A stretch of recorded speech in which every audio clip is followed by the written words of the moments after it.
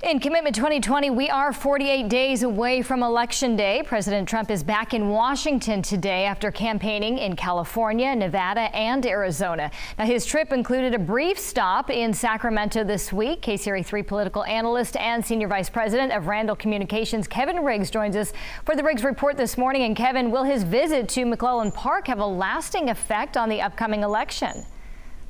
Well, it certainly has served already, Tony, to raise the profile of climate change as an issue and the effects of climate change in these final weeks of the presidential campaign season. The president, as you know, was in Sacramento on Monday for a briefing on those scorching wildfires that have really ravaged California and Oregon and Washington state. That gave Governor Newsom and his advisors the chance to tell Trump directly that climate change and dry conditions were primary factors behind this wildfire season. But the president dismissed the idea and said that he believes that forest mismanagement was the issue instead, saying that science doesn't really know if climate change is behind the wildfires. So the climate change issue and effects of climate change could be an important turnout factor for certain voter groups, especially for younger voters who are concerned about the issue, again, with the election just 7 weeks away. There was significant disagreement we saw between the president and Governor Newsom, but no real fireworks or flare-ups. Was that surprising?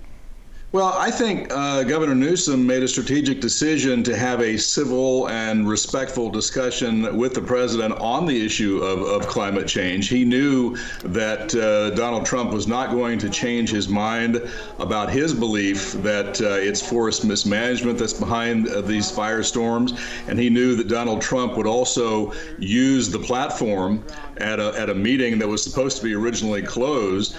He used that platform to basically dismiss climate change. That was something that made national headlines. It's also important to note that Governor Newsom wants to keep channels of communication open between California and the White House, especially when it comes to relief funding, which is obviously very important this year. So will President Trump be making any more visits to California between now and the election? I honestly think it's highly unlikely. I think the president's campaign team is going to want him to spend time in states where he can make a difference for his voter base, swing states like Michigan and Florida. Obviously, California is not a place that is a good political home for him. He lost the state by more than 30 points 4 years ago. The Republican Party registration here has dipped to 24%. So, yeah, he'll be spending a lot more time elsewhere. In fact, the only other time he was in the state this year was in February when he made a swing through Southern California.